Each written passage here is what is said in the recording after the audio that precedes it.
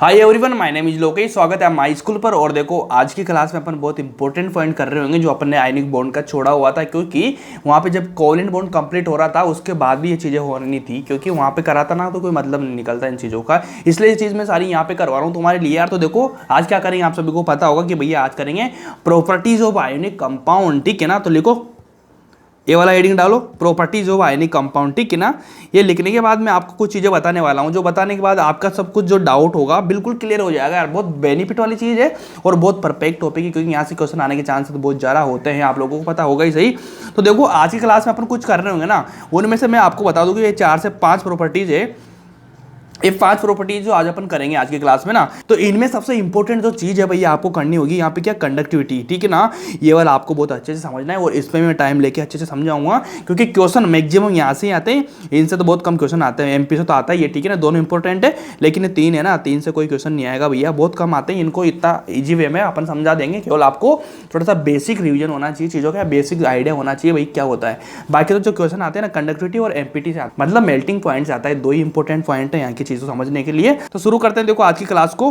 तो सबसे पहले अपन हेडिंग डालेंगे नंबर 1 में। नंबर 1 में अपन हेडिंग क्या डालेंगे भैया, अपन डालेंगे फिजिकल स्टेट। ठीक है ना, ये वाला डालेंगे अपन। ठीक है, तो देखो फिजिकल स्टेट में क्या बोल रहा है कि ionic compound are crystalline solid contain opposite ion. Okay, देखो जैसे मान लीजिए ये वाला आपने लिया, आयनिक कंपाउंड लिया, ठीक है ना, ये वाला आयनिक कंपाउंड लिया, तो क्या भैया अपोजिट आयन में ब्रेक डाउन हो जाएगा? कैसे होगा? Na+ में होगा, उसके बाद Cl- में होगा।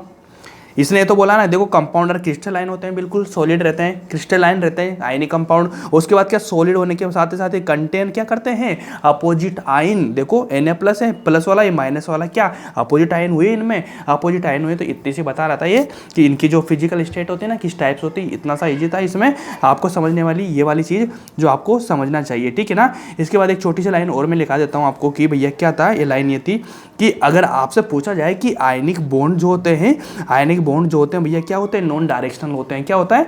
नॉन डायरेक्शनल होते हैं। तो अगर ये नॉन डायरेक्शनल है तो भैया ये स्टीरियो आइसोमेरिज्म शो नहीं करेंगे, क्योंकि डायरेक्शनल होते हैं ना, वो स्टीरियो आइसोमेरिज्म शो करते हैं, बाकी नहीं करते हैं। अगर मान लीजिए नॉन डायरेक्शनल है तो भैया does not show stereo isomerism. ठीक है ना, मतलब ये ध्यान रख लेना, इस चीज़ को मोटे मोटे तौर पर दिमाग में रखना कि यार जो आयनिक कंपाउंड होते हैं वो कभी भी स्टीरियो आइसोमेरिज्म शो नहीं करते हैं। ठीक है ना, क्योंकि क्या होते हैं, डायरेक्शन नहीं होते हैं, वो नॉन डायरेक्शनल होते हैं। लिखा ना यहाँ पे, नॉन डायरेक्शनल होता है। ठीक है ना, तो अगर ये वाले नॉन डायरेक्शनल है तो डायरेक्शनल होता कौन है? डायरेक्शनल भी कुछ तो होगा ही, सही ना। तो आपने सुना होगा ना भैया कोवेलेंट और कोऑर्डिनेट, ठीक है ना, कोवेलेंट एंड कोऑर्डिनेट। ठीक है, कोवेलेंट एंड कोऑर्डिनेट, ये दोनों क्या करते हैं, ये डायरेक्शनल होते हैं। क्या होते हैं? डायरेक्शनल होते हैं।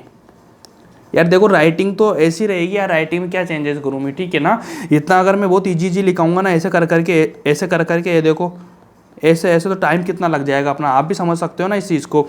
थोड़ा सा इस चीज़ को ध्यान रखो कि यार जो चल रहा है ना उसको समझो, जब मैं बोल रहा हूँ ना उन चीज़ों को समझने की कोशिश करो, क्योंकि कंटेंट में कोई कमी नहीं है, कंटेंट बहुत क्वालिटी का है। इस बात को ध्यान में रखो यार कि देखो कोवेलेंट और कोऑर्डिनेट जो बॉन्ड होते हैं, जो कंपाउंड होते हैं, ये क्या होते हैं, डायरेक्शनल होते हैं। तो अगर ये डायरेक्शनल है तो क्या क्या भैया ये शो करेंगे, क्या करेंगे, शो स्टीरियो आइसोमेरिज्म। ठीक है ना, स्टीरियो आइसोमेरिज्म। ठीक है ना, स्टीरियो आइसोमेरिज्म शो करेंगे। कौन कौन से? कोवेलेंट और कोऑर्डिनेट वाले दोनों, क्योंकि डायरेक्शनल होते हैं इनकी, है ना। क्या होते हैं? डायरेक्शनल होते हैं, इसलिए यहाँ पे क्या स्टीरियो आइसोमेरिज्म शो करेंगे, है ना। और आयनिक कंपाउंड बिल्कुल नहीं करेंगे, क्योंकि वो नॉन डायरेक्शनल होते हैं। इतना ध्यान रखो। अगर ये वाली चीज़ आपको समझ में आने लगी है तो भैया एक क्वेश्चन कर दो, छोटा सा, बहुत ईजी सा। ठीक है ना, इस वाली लाइन को हटाऊंगा मैं, ठीक है, नहीं हटा रहा हूँ मैं, चलो ठीक है ना, इस वाली लाइन को नहीं हटा रहा हूँ। एक एग्जाम्पल करके मेरे को दिखाओ आप। मैंने लिया एक तो Cl यहाँ लिया, ठीक है ना, एक ही लिया, H लिया, ठीक है ना, डबल बॉन्ड से जुड़ रहा है कार्बन से, उसके साथ ही भैया Cl हो गया, उसके बाद क्या H हो गया, उसके बाद डबल बॉन्ड से वापस से कार्बन जोड़ दिया मैंने, और इसके साथ यहाँ पे Cl, एक H यहाँ पे लगा दिया। ठीक है ना, वापस से यहाँ पे क्या लगाऊंगा, H लगा दूंगा, और इधर Cl लगा दूंगा। तो आपने Gi पढ़ा होगा, OI पढ़ा होगा, ठीक है ना, स्टीरियो आइसोमेरिज्म पढ़ा होगा, किसमें? ऑर्गेनिक केमिस्ट्री में। ठीक है ना, तो मेरे को बताइए कि कौन सा कंपाउंड Gi शो करता है इन दोनों में से।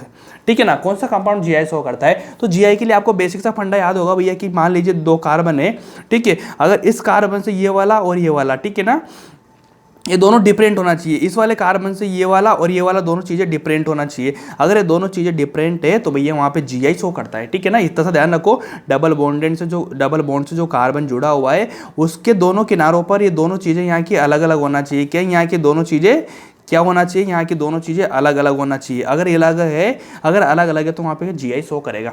इतना पता होगा ना आप लोगों को। तो भैया इस चीज़ में मेरे को बताओ कि यहाँ पे Cl H है, ठीक है, ये वाला Gi शो करेगा बिल्कुल।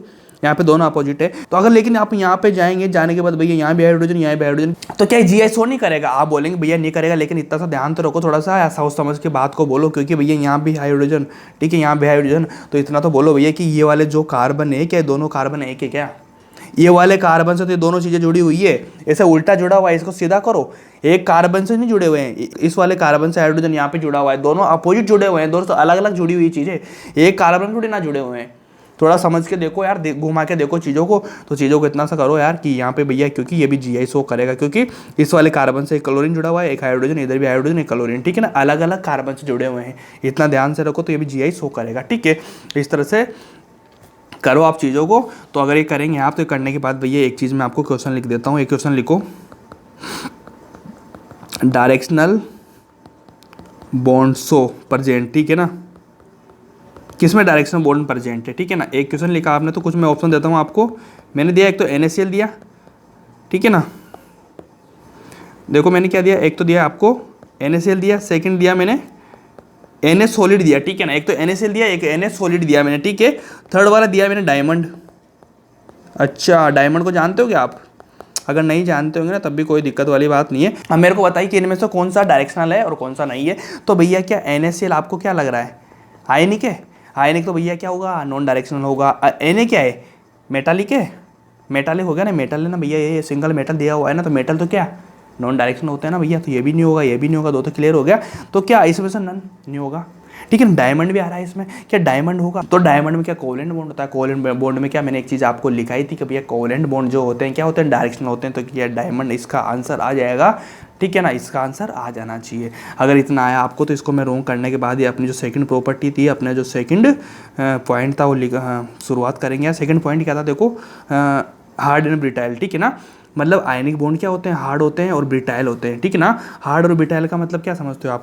हार्ड तो समझ रहे हो, ब्रिटाइल का मतलब भी आप समझ रहे हो ना, भंगूर टाइप से होता है ना, भंगूर टाइप से ये होता है ना ब्रिटाइल का मतलब, इतना ध्यान रखो, ठीक है। इसमें आपको क्या पता लगाना रहेगा, इसमें आपको पता नहीं रहेगा मतलब इसकी हार्डनेस को कैसे निकाले, कौन सा आयन कितना ज़्यादा हार्ड रहेगा। मान लीजिए दो आयन आपको दिए हुए हैं, ठीक है ना, अब इन दोनों आयन के बीच में आपको कंपेरिजन करने की बोला जाए कि ये वाला आयन और ये वाला आयन है, दो आयन्स आपको दिए हुए हैं, क्या कौन सा आयन है तो ज़्यादा हार्ड होगा, कौन सा आयन जो कम हार्ड होगा, ऐसी चीज़ आपको निकालने के लिए दी जाए तो आप क्या करेंगे। तो इसके लिए मैं एक छोटा सा चीज़ बता देता हूँ आपको भैया कि अब आपको हार्डनेस निकालनी है। अगर आपको हार्डनेस निकालनी तो भैया किस पे डिपेंड करती है, Lf पे।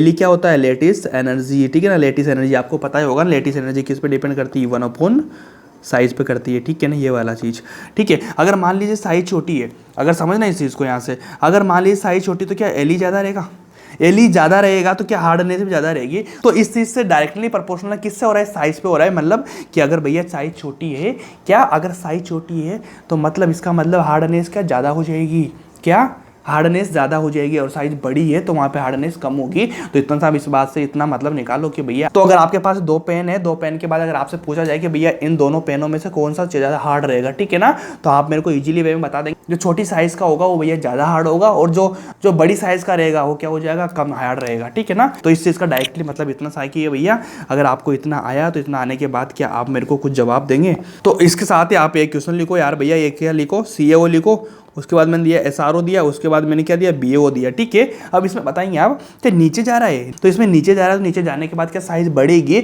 अगर साइज बढ़ेगी मतलब क्या होगा, साइज बढ़ेगी तो क्या Li कम हो जाएगा, Li कम हो जाएगा तो भैया क्या जो हार्डनेस है अपनी वो भी कम हो जाएगी, बिल्कुल। तो इस तरह से आंसर इसका चला जाएगा, सिंपल है ना, इस तरह से इसका आंसर चला जाएगा, क्योंकि नीचे जाने पे साइज इंक्रीज होती है, साइज इंक्रीज होने के साथ साथ क्या Li भी इंक्रीज होती है, डाउन होती है, Li डिक्रीज होगी ना, डिक्रीज होने के साथ ही क्या हार्डनेस भी डिक्रीज होती चली जाएगी, क्योंकि हार्डनेस छोटे एटम का है, छोटे मॉलिक्यूल का है, छोटे कंपाउंड की ज़्यादा होती है। तो इस तरह से इसका आंसर चला जाएगा, ठीक है। तो अगला पॉइंट लेंगे भैया अपन नॉन वोलेटाइल, ठीक है ना। नॉन वोलेटाइल में क्या होता है कि जो आयनिक कंपाउंड होते हैं नॉन वोलेटाइल होते हैं, मतलब स्ट्रॉन्ग है, हार्ड है, ठीक है ना, तो वोलेटाइल होने में टाइम लगाते हैं, मतलब नॉन वोलेटाइल रहते हैं, ठीक है ना। और होते भी तो बहुत मैक्सिमम पावर पे जाके होते हैं, ठीक है ना। इतना लेकर तो देखो, एक मान लीजिए मेरे पास आपको मिला है आयन, ठीक है ना, आयोनिक कंपाउंड आपको मिला है, ठीक है ना, आयोनिक कंपाउंड मिला है। तो भैया आयोनिक कंपाउंड में क्या होता है, हाई बीपी होता है, इनका क्या होता है, हाई एमपी और हाई बीपी होता है, ठीक है ना, हाई एमपी और हाई बीपी होता है, ठीक है ना। क्यों होता है, क्योंकि Na होता है, NaCl में, क्योंकि Na प्लस में टूटता है। जैसे मान लीजिए मैंने ये वाला कंपाउंड लिया, इस वाले कंपाउंड को अपन तोड़ेंगे तो भैया क्या Na कंपाउंड NaCl माइनस हो जाएगा, ठीक है। इतना हो गया। तो भैया इसमें क्या होता है, इनके बीच में इनका रीजन क्या होता है, नॉन वोलेटाइल होने के मतलब, क्योंकि भैया इसमें क्या होता है, स्ट्रॉन्ग इलेक्ट्रो स्टैटिक फोर्स लगे होते हैं इनमें के कारण, है ना। क्योंकि आयनिक कंपाउंड में क्या होता है, आयनिक कंपाउंड में क्या होता है भैया, इस तरह से होता है, अपोजिट आयन से भैया मतलब, तो इनमें क्या होता है, स्ट्रॉन्ग इलेक्ट्रोस्टैटिक फोर्स लगे होते हैं। इस कारण से क्या ये स्ट्रॉन्ग बने होते हैं और ये नॉन वोलेटाइल कम होते हैं, ठीक है ना। तो इतना आपको समझ में आया तो आप मेरे को बताएंगे कि भैया अगर मैं देता हूँ आपको कोवलेंट कंपाउंड, ठीक है, कोवलेंट कंपाउंड देता हूँ तो क्या कोवलेंट कंपाउंड वोलेटाइल होंगे या नॉन वोलेटाइल होंगे। आप बोलेंगे भैया अगर ये नॉन वोलेटाइल है तो ये वाला तो आराम से, ये तो आराम से वोलेटाइल होगा। मैं बोलूँगा बिल्कुल होगा। तो इनका वोलेटाइल होने के पीछे इनका रीजन क्या है, क्योंकि भैया इनके बीच में क्या होता है, इनके बीच में इनका क्या होता है, लो बीपी होता है, ठीक है ना। लो बीपी होता है मतलब इनके पास भैया क्या होता है, वीक फोर्सेज लगे होते हैं इनके बीच में, ठीक है ना। वीक फोर्स के कारण क्या है, वोलेटाइल कम होता है, आयनिक क्या होता है, नॉन वोलेटाइल होते हैं, ठीक है। इतना समझ में आया आप लोगों को। अगर इतना समझ में आया आप लोगों को तो आप मेरे साथ में एक चीज़ करेंगे कि इसको तो क्या रब करेंगे, और आज का जो सबसे इम्पोर्टेंट पॉइंट है और इम्पोर्टेंट चैप्टर का जो भी आपका इस टॉपिक का सबसे जो निचोड़ है वो शुरू होने जा रहा है भैया। इसको मैं रिमूव करूँगा, रिमूव करने के साथ साथ ही मैं आज शुरू कर दूंगा भैया कंडक्टिविटी, ठीक है। अब देखो यहाँ की क्लास का जो मेन निचोड़ है, जो मेन पॉइंट है भैया यहाँ से शुरू होता है, ठीक है ना। अगर ये वाली चीज़ आपने करी तो आपको समझो, आप यहाँ से अगर क्वेश्चन आएगा तो डायरेक्ट आपकी कॉपी से आएगा, बिल्कुल श्योर है इस चीज़ को लेके।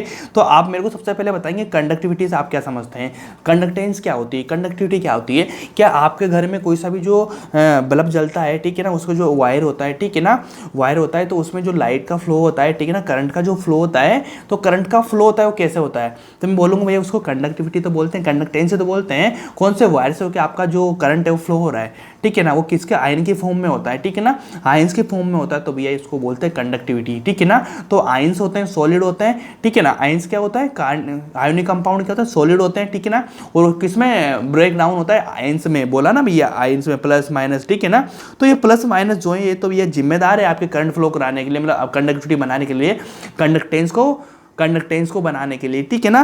क्या भैया प्लस माइनस जो है आयन से इनके थ्रू तो क्या फ्लो होता है चीज़ों का, बिल्कुल होता है ना। तो भैया उससे बोलते हैं कंडक्टिविटी। तो भैया आयनिक जो कंपाउंड होते हैं कंडक्टिविटी शो करते हैं, बहुत ज़्यादा करते हैं, मैक्सिमम करते हैं, क्योंकि इसके पीछे क्या रीज़न है, क्योंकि भैया इसमें प्लस माइनस होता है, इनके बीच में आयंस होते हैं, और ये जो चीज़ें होती है ना ये सब आयंस की वजह से ही फ्लो करती है, ठीक है ना।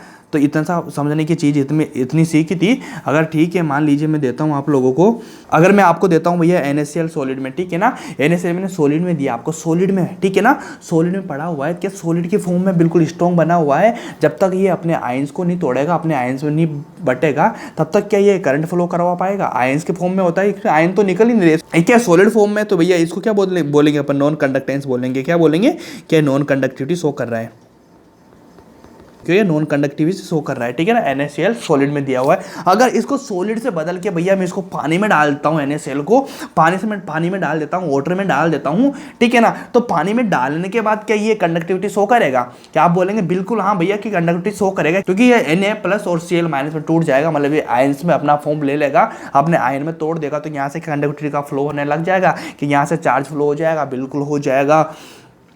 तो इसका यही मेन रीज़न था भैया, कि अगर मान लीजिए मैं लेता हूँ भैया NaCl, ठीक है ना, NaCl लिया मैंने, जैसे मान लीजिए मैं इसको लेता हूँ फ्यूजन में ले लूँ, या फिर ले लेता हूँ मोल्टन में, ठीक है ना, मोल्टन में ले सकता हूँ, ठीक है, या फिर एक्वस में तो मैं लेता ही हूँ ना इस चीज़ को, एक्वस में तो मैं लेता ही हूँ ना इस चीज़ को, ठीक है ना, तीनों फॉर्म चल जाएगी। फ्यूजन मतलब वो जो नमी वाला होता है ना, और मोल्टन का भी वही होता है, ठीक है ना, पिघला हुआ सा, ठीक है, और एक्वस का जल में, अगर तीनों फॉर्म में मैं ले लूँगा, मतलब सॉलिड से इसको चेंज कर दूंगा, मतलब पानी की तरफ, वाटर की तरफ, तो यहाँ से भैया Na क्या हो जाएगा, Na प्लस में, और Cl माइनस अपने आयन बना लेगा, आयन बनाने के साथ साथ ही क्या होगा, कंडक्टिविटी शो करने लग जाएगा, ये क्या करेगा, कंडक्टिविटी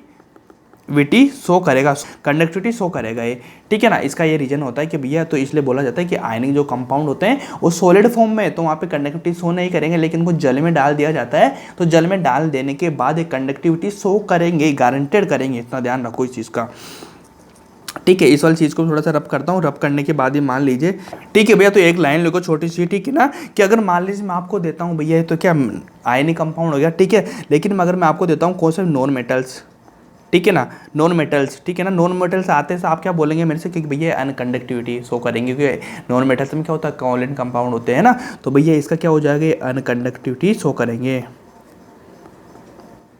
ठीक है। लेकिन इसी फॉर्म में अगर मैं आपको दे देता हूँ, इसको इंपॉर्टेंट पॉइंट मान के इसको ड्रॉ करो, ठीक है ना। अगर मैं आपको दे देता हूँ भैया ग्रेफाइट, ठीक है ना, ठीक है, तो ग्रेफाइट क्या आप बोलेंगे नॉन मेटल है, लेकिन ये ग्रेफाइट नॉन मेटल है, लेकिन नॉन मेटल होने के साथ साथ भी ये क्या करेगा, कंडक्टिविटी शो करेगा। तो इसके पीछे क्या रीजन है भैया, इसके पीछे फ्री आयंस, ठीक है ना, क्या फ्री आयंस, ठीक है, इसके पीछे फ्री आयंस, क्योंकि ग्रेफाइट में फ्री आयंस होते हैं, इसलिए क्या करेगा, कंडक्टिविटी शो करेगा। क्योंकि ये नॉन मेटल है लेकिन फ्री आयंस की वजह से ये क्या कंडक्टिविटी शो करेगा। कैसे करेगा, जैसे मान लीजिए मैंने दिया आपको भैया, एक तो दिया डायमंड, ठीक है, एक लिया मैंने ग्रेफाइट, ठीक है। क्या दोनों चीज़ों को मेरे को आप हाइब्रिडाइजेशन बता सकते हैं कि बालों, आप बिल्कुल बता सकते हैं कि इसका sp3 होता है और इसका होता है sp2, ठीक है ना। अगर इस sp3 हुआ तो मतलब भैया इसमें क्या होगा, इसमें कितने 2 इलेक्ट्रॉन्स आते हैं, ठीक है, फर्स्ट में भरेंगे तो इसके बाद क्या 3 और 4 इलेक्ट्रॉन से 2 यहाँ पे है, एक यहाँ पे है, एक यहाँ पे है, ठीक है ना। यहाँ पे आने के बाद में आपको पता लग रहा होगा कि भैया पी में कितने इलेक्ट्रॉन्स है, 3 इलेक्ट्रॉन्स होने चाहिए, लेकिन यहाँ तो 2 ही है। तो मतलब यहाँ तो कंपाउंड में यहाँ पे तो यहाँ तो ये अपना बॉन्ड नहीं बना पा रहा, ठीक है ना। अपने कंपाउंड के साथ जो अपना बॉन्ड है बिल्कुल कंपाउंड है, तो यहाँ तो नहीं बन रहा है, मतलब ये तो ग्राउंड स्टेट होगी। क्या फर्स्ट एक्साइटेड स्टेट में जाएंगे तो जाने के बाद क्या फर्स्ट हो जाएगा, उसके बाद जो 3 यहाँ से जो कॉलम में 1 2 तो पहले से आ जाएंगे, लेकिन जो ये वाला इलेक्ट्रॉन्स यहाँ तक का था वो यहाँ पे जाने के बाद भैया इसमें चला जाएगा। मतलब क्या पी में 3 हो गए, पी में 3 होने के बाद क्या एस में 1 हो गया, तो sp3 यहाँ का बन गया। क्या इसमें क्या ऑर्बिटल खाली है, क्या इसमें इलेक्ट्रॉन्स बड़े हुए हैं, क्या खाली नहीं है, बिल्कुल कंप्लीट भरा हुआ है। लेकिन क्या sp2 होने के बाद इसमें वही कंडीशन होगी, क्योंकि यहाँ पे 2 इलेक्ट्रॉन्स आएंगे, आने के बाद यहाँ 3 इलेक्ट्रॉन्स का खाली पड़ा हुआ है, 3 डिब्बे खाली पड़े हुए हैं, तो 2 इलेक्ट्रॉन्स यहाँ पे आ गए, यहाँ पे 1 इलेक्ट्रॉन आया, पी में 1 ही आया। लेकिन क्या sp2 में अपन को 2 करने हैं, अगर 2 करने तो इसको भी क्या ग्राउंड स्टेट से फर्स्ट एक्साइटेड स्टेट में जाना पड़ेगा, क्या ग्राउंड स्टेट से फर्स्ट एक्साइटेड स्टेट में जाना पड़ेगा। जाना पड़ने के बाद क्या 1 इलेक्ट्रॉन्स यहाँ पे आ गया, 3 इलेक्ट्रॉन से भरे हुए हैं, भरे होने के बाद क्या 1 इलेक्ट्रॉन और ये वाला जो इलेक्ट्रॉन यहाँ पे चला जाएगा, ये हो गया। अब ये जाने के बाद क्या पी में 1 इलेक्ट्रॉन्स या फिर एक कॉलम जो भरा हुआ है, क्या ऑर्बिटल खाली है। अगर एक ऑर्बिटल खाली है मतलब यहाँ पे फ्री इलेक्ट्रॉन्स है, फ्री इलेक्ट्रॉन्स होने की वजह से ही, क्योंकि भैया ये ग्रेफाइट क्या करता है, एक कंडक्टिविटी शो करता है। क्या करता है, कंडक्टिविटी शो करता है, बिल्कुल करता है, ठीक है ना। यही रीजन है छोटा सा इसमें, क्योंकि कॉलम खाली रहेगा इसमें, ठीक है। इतना कर लिया आपने, तो भैया मेरे को एक क्वेश्चन का जवाब दे दो, आपको कंडक्टिविटी का आपके पास समझ में आ गया होगा कि जहाँ पे फ्री आयंस है, ठीक है ना, फ्री आयंस रहेंगे वहाँ पे कंडक्टिविटी शो करेगा, बिल्कुल करेगा, ठीक है। तो भैया एक चीज़ मेरे को बताइए, जैसे मान लीजिए मैं एग्जाम्पल लेके बता रहा हूँ आपको कि विच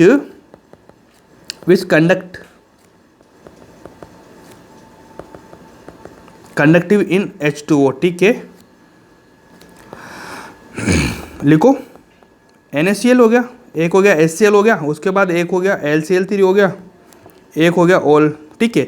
बताइए, तो आप बोलेंगे भैया NaCl करेगा, HCl करेगा, लेकिन क्या LCl3 करेगा, क्योंकि आपके दिमाग में आएगा ऑल आ रहा है, 2 आंसर राइट है, तो ऑल तो आंसर जाएगा, LCl3 का LCl3 करेगा। लेकिन मैं बोलूँगा हाँ बिल्कुल करेगा, क्योंकि जो एसिड होते हैं, क्योंकि जो ऑल एसिड होते हैं, ठीक है ना भैया, ऑल एसिड आर, लिखो लाइन है आपसे, कंडक्टिव इन H2O, ठीक है ना। एसिड को अगर अपन पानी में डालेंगे, एसिड को अगर अपन पानी में डालेंगे तो बिल्कुल कंडक्टिविटी शो करेंगे, गारंटेड करेंगे। ये वाली लाइन इसमें लिखो, क्योंकि एसिड है ना, ये एसिड होने के बाद ही ऐसा करेंगे, ठीक है। अगर इतना लिखा आपने तो एक छोटी सी लाइन में लिखा देता हूँ आप लोगों को। यार देखो, इसको मैं थोड़ा रिमूव कर देता हूँ, रिमूव करने के बाद मैं लाइन लिखा देता हूँ आपको। लाइन क्या लिखाऊंगा, जैसे मान लीजिए मैंने लिखा एनहाइड्रेट, ठीक है ना, एनहाइड्रेट LCl3, ठीक है।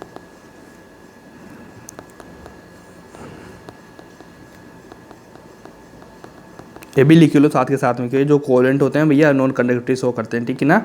ये वाली चीज़ लिखो आप, ठीक है। इतना लिखने के बाद ही भैया अगर आप एक छोटा सा पॉइंट इससे जो निकल के आता है वो ये वाला कि अगर मैं आपसे पूछूं कंडक्टिविटी की पावर, क्या कंडक्टिविटी की पावर बोलूँ या फिर मोबिलिटी की पावर बोलूँ, ठीक है ना, डायरेक्टली डिपेंड किस पे करता है, 1 हाइड्रेशन पे करता है। क्या 1 हाइड्रेशन पे करता है, क्या मोबिलिटी, ठीक है ना। मोबिलिटी किस पे करता है भैया, ये सारा 1 हाइड्रेशन पे। 1 हाइड्रेशन मतलब हाइड्रेशन एनर्जी क्या होती है, हाइड्रेशन तो आपने पढ़ा होगा ना, जलयोजन ऊर्जा, ठीक है ना। जल में डालने के बाद जल की कितनी एनर्जी होती है, वो वाली हाइड्रेशन होती है ना, वो वाली, ठीक है। तो अगर मान लीजिए इसके पीछे एक छोटा सा रीजन होता है कि भैया मान लीजिए मैंने 1 हाइड्रेशन बोला है ना, तो हाइड्रेशन का भी लिख लो यहाँ पे। हाइड्रोजन किस पे डिपेंड करता है, ये करता है 1 साइज पे। इसका मतलब क्या, जो छोटा एटम होगा, छोटा आयन होगा, छोटा एटम या छोटा आयन जो भी आप बोलेंगे, तो छोटे आयन की हाइड्रेशन एनर्जी ज़्यादा होगी। अगर हाइड्रेशन एनर्जी ज़्यादा होगी तो भैया ये तीनों चीज़ें कम हो जाएगी, ठीक है ना। तो इसका तो डायरेक्टली आपका जो मतलब निकल रहा है कि हाइड्रेशन एनर्जी कम, हाइड्रेशन एनर्जी ज़्यादा रहेगी तो मोबिलिटी कंडक्टिविटी कम हो जाएगी, और हाइड्रेशन एनर्जी क्या कम हो जाएगी तो दोनों की चीज़ें ज़्यादा हो जाएगी। तो हाइड्रेशन एनर्जी ज़्यादा किसकी होगी, यहाँ से निकालो कि साइज छोटी तो हाइड्रेशन ज़्यादा, ठीक है ना। अगर हाइड्रेशन ज़्यादा है तो मोबिलिटी वगैरह सारी चीज़ें कम हो जाएगी, ठीक है ना। और हाइड्रेशन कम किसका होगा, यहाँ पे साइज जिसका ज़्यादा होगा या कम होगा। अगर भैया ज़्यादा साइज होगा तो हाइड्रेशन कम हो जाएगा ना, तो कहीं ना कहीं वही चीज़ें निकल के आ रही कि भैया जो छोटी साइज वाला होगा ना उसका मोबिलिटी ज़्यादा रहेगा, छोटी साइज वाला, ठीक है ना। जैसे मैं आपको कुछ एग्जांपल देता हूँ कि भैया ए लिया मैंने, Na+ लिया, उसके बाद लिया मैंने K+, उसके बाद लिया मैंने CS+ ले लिया डायरेक्ट, ठीक है ना। तो इन लोगों में आप मेरे को बताएंगे कि साइज़ का ऑर्डर इस तरह से जा रहा है कि नीचे जाने पे साइज़ बढ़ती जा रही है, ठीक है। अगर मैं इनको एक्वस में बदल देता हूँ, ठीक है ना, एक्वस में बदल देता हूँ, एक्वस में, ठीक है ना, एक्वस में बदल देता हूँ इन तीनों को मैं। इतना बदलने के बाद क्या मेरे को आप बता देंगे कि भैया ये जलयोजन हो गया, मतलब हाइड्रेशन एनर्जी लगी, तो क्या छोटी एनर्जी मतलब सबसे छोटे की एनर्जी हाइड्रेशन ज़्यादा रहेगी। अगर सबसे छोटी की हाइड्रेशन ज़्यादा एनर्जी रहेगी तो भैया छोटे वाले की हाइड्रेशन एनर्जी मतलब जो कंडक्टिविटी होगी या मोबिलिटी होगी सबसे कम होगी इसकी, ठीक है ना, छोटे वाले की, ठीक है ना। क्योंकि हाइड्रेशन एनर्जी बहुत ज़्यादा है तो इसकी कंडक्टिविटी या मोबिलिटी कम होगी, मतलब इसका ऑर्डर इस तरह से चला जाएगा। मतलब जो Li वो बहुत, इसकी हाइड्रेशन एनर्जी बहुत ज़्यादा हो जाएगी, और यहाँ की इसकी जो CS आ रहा है लास्ट में इसकी बहुत कम हो जाएगी। मतलब ये वाला कंडक्टिविटी का ऑर्डर इस तरह चला जाएगा, मतलब साइज़ पे डिपेंड कर रहा है, बड़ी साइज़ का कंडक्टिविटी ज़्यादा, मोबिलिटी ज़्यादा, ठीक है। ये वाली चीज़ समझो। अगर ये वाली चीज़ समझी आपने, समझने के साथ ही से क्या मैं एक छोटी सी लाइन आपको ड्रॉ करवा देता हूँ। अगर आप ड्रॉ करेंगे तो उसके बाद आपको कुछ चीज़ें और समझ में आना शुरू कर देगी, ठीक है। ये वाली लिखो। इसमें क्या बोलता है कि small cation become largest in water due to more hydration test energy, ठीक है ना, हाइड्रेशन लीस्ट कंडक्टिविटी, ठीक है ना। ये लाइन क्या बोलती है, small cation become largest in water, ठीक है ना। स्मॉल जो केटाइन होते हैं लार्जेस्ट इन वाटर, ठीक है ना। मतलब जो स्मॉल था, लेकिन मैंने बताया था ना आप लोगों को यहाँ पे जो लिथियम था स्मॉल था, सबसे छोटा होता है ना लिथियम, नीचे जाने में साइज बढ़ती है, लेकिन इसकी हाइड्रेशन में जल में डाल देते हैं इसको, जल में डालने के बाद इसकी हाइड्रेशन एनर्जी सबसे ज़्यादा हो जाती है लिथियम की, बताया था ना। वो सबसे ज़्यादा होगी तो भैया इसका जो कंडक्टिविटी या मोबिलिटी होती है सबसे कम हो जाएगा। तो ये लाइन बोलती है ड्यू टू मोर हाइड्रेशन और लिस्ट कंडक्टिविटी, ठीक है ना। हाइड्रेशन तो मैक्सिमम हो जाएगा और कंडक्टिविटी क्या लिस्ट हो जाएगी, ठीक है ना। ये वाली चीज़ लिखो यार। ये वाली चीज़ करने के बाद तो आपको चीज़ें बहुत ईजिली वे में आपके क्लियर हो गई होगी। और लास्ट पॉइंट जो अपना है भैया वो लिख देंगे अपन, क्या लिखेंगे, MP या BP, ठीक है ना, MP या BP लिखेंगे। तो इसमें क्या बताएंगे आप, वही लिखो कि आयनिक कंपाउंड जो होते हैं, आयनिक कंपाउंड तो क्या उनका क्या MP BP ज़्यादा होगा, किससे होगा, कोवलेंट कंपाउंड से। अब इतना कैसे समझ, तो इतना आपको कैसे समझ में आया कि भैया आयनिक कंपाउंड स्ट्रॉन्ग है, सॉलिड है, तो सॉलिड चीज़ को उबालने में या फिर गलाने में टाइम तो लगता है ना आप लोगों को। तो आयनिक कंपाउंड जब होते हैं उनका जो बॉइलिंग पॉइंट होगा या फिर मेल्टिंग पॉइंट होगा मैक्सिमम होगा, ठीक है ना, कोवलेंट कंपाउंड से। इतना रख लो, इसके जिम्मे कंप्लीट हो जाएगा। आयनिक कंपाउंड आपको पता है, कोवलेंट कंपाउंड आपको पता है, दोनों में से अगर आयनिक कंपाउंड जहाँ पे आ रहा है उसका ज़्यादा कर दो, कोवलेंट कंपाउंड का कम कर दो। इतना कर लेंगे, करने के बाद आपका क्वेश्चन आराम से हिल जाएगा, ठीक है। जैसे मान लीजिए मैं एग्जांपल लेके दिखाता हूँ, ठीक है। MP का ऑर्डर बताओ मेरे को, क्या Na+ लूँ मैं, Na+ लेने के बाद क्या मैं एक HF ले लेता हूँ, HF के बाद F2 ले लेता हूँ। अब मेरे को बताइए क्या Na सॉलिड है, आयन है, आयन का ज़्यादा हो जाएगा। HF क्या यहाँ पे H बॉन्ड हो गया, यहाँ पे क्या कोवलेंट बॉन्ड हो गया, ठीक है ना। कोवलेंट तो दोनों में है लेकिन इसमें H बॉन्ड भी फॉर्मेशन हो रहा है, लेकिन यहाँ पे तो क्या वान डेर वाल फोर्स लगी, तो इस तरह से आंसर हो जाएगा, ठीक है। अगर मैं मान लीजिए मैं लेता हूँ यहाँ पे CO ले लेता हूँ, एक लेता हूँ SiO2 ले लेता हूँ, एक ले लेता हूँ SO2 ले लेता हूँ, ठीक है ना, एक ले लेता हूँ CO2 ले लेता हूँ। तो इन चारों तीनों में बताइए मेरे को क्या ऑर्डर रहेगा इनका, बताइए क्या ऑर्डर रहेगा। तो भैया इसमें ध्यान रखना कि इस तरह से आप लगाएंगे ना तो बहुत रॉन्ग हो जाएगा। यहाँ तक लगाएंगे तो बहुत सही है, लेकिन इस वाले का क्या, इसका सबसे मैक्सिमम होता है। इसके पीछे क्या रीजन है मैं बता रहा हूँ आपको। इसके बाद होता है CO, ठीक है ना, उसके बाद होता है SO2, उसके बाद होता है CO2, ठीक है ना, ये वाला ऑर्डर हो जाएगा। इसके पीछे क्या होता है भैया कि SiO2 जो होता है मैक्रो मॉलिक्यूल होता है, मैक्रो, ठीक है ना। तो आपने सिलिकॉन देखा होगा ना, बिल्कुल कैसे देखा होगा, सिलिकॉन होता है इस वाली में SiO2 में, तो एक जो सिलिकॉन है 4 सिलिकॉन से जुड़ा रहता है, मतलब इस तरह से कंपाउंड बनाता है बिल्कुल एकदम जाल जैसा, तो इसलिए इसका ज़्यादा हो जाएगा। इतना सा रखो, ये 2-3 चीज़ें आपको ध्यान रखनी थी, ठीक है ना। इसके बाद एक छोटी सी लाइन में आपको बता देता हूँ जो बहुत इंपॉर्टेंट है, इसको आप अच्छे से ध्यान में रखना क्योंकि डायरेक्ट यहाँ से क्वेश्चन आने के चांसेस बनते हैं। तो इसमें क्या लिखा, फ्यू कोवलेंट कंपाउंड, जैसे मान लीजिए तीनों SiC, B4C, SiO2, ये क्या जब मोर रखते हैं, ठीक है ना, ये मोर लिख देता हूँ, ठीक है ना। Then ionic compound, ionic compound से इन तीनों का ज़्यादा हो जाता है क्योंकि आयोनिक कंपाउंड का आप लगाएंगे सही, लेकिन ये तीनों चीज़ें आ जाए ना, SiC, B4C और SiO2, तीनों चीज़ें आ जाए, आने के बाद आपको क्या इन तीनों को ज़्यादा लगाना है, आयोनिक कंपाउंड से कम लगाना है, ठीक है ना। इनके पीछे इतना सा एक रीजन था। अगर मान लीजिए इतना सब कुछ आपको समझ में आया तो एक क्वेश्चन लिख दो। एक लिया मैंने LiS NH लिया, उसके बाद KH लिया, उसके बाद CSH लिया। अब बताइए मेरे को क्या करेंगे आप, इस तरह से जाएगा इसका आंसर, ले लो हाइड्रेट है ना, ठीक है। ये वाली चीज़ आपको करी होगी आपने, अगर ये वाली करी तो सबसे पहले मैं आपको एक समरी दिखा देता हूँ क्योंकि क्वेश्चन आपका कंप्लीट हो चुका है आज का। आयनिक कंपाउंड ठीक है, आयनिक कंपाउंड है। अगर आपको आयनिक कंपाउंड है तो आयनिक कंपाउंड में आप सबसे पहले क्या देखेंगे, LeA1 साइज हो गया, ठीक है ना, आयनिक कंपाउंड में देखनी हो तो। उसके बाद अपन को देखना है जैसे मेटल में देखना है तो वहाँ पे क्या मेटालिक बॉन्ड लगा देंगे अपन। इस समरी है छोटी सी, ठीक है ना, लास्ट पॉइंट में मेटालिक बॉन्ड लगा देंगे अपन वहाँ पे, ठीक है ना। अगर मैंने लिया कोवेलेंट बॉन्ड लिया मैंने, ठीक है, क्या लिया, कोवेलेंट बॉन्ड लिया तो उसमें क्या होता है, वंडर वाला फोर्स होते हैं, 3 छोटा सा लिखो, इनमें से अपना खत्म हो जाएगा, ठीक है। ये वाली चीज़ आपको क्लास आएगी, लाइक करना, ठीक है, लाइक करना और कमेंट करके मेरे को बताना कैसी आपको क्लास लगी। अगली क्लास आ जाएगी। मेरी यार थोड़ी तबीयत ख़राब थी इसलिए मेरी कल भी क्लास नहीं आई और आज भी तबीयत ख़राब है मेरी थोड़ी सी यार, बोला भी नहीं जा रहा है मेरे से, इसलिए आज की क्लास थोड़ा सा एडजस्ट करना, ठीक है ना, थोड़ा सा एडजस्ट करना यार, ठीक है। उसके बाद मिलते हैं कल बहुत एनर्जी के साथ, बहुत अच्छी क्लास के साथ। Thank you so much.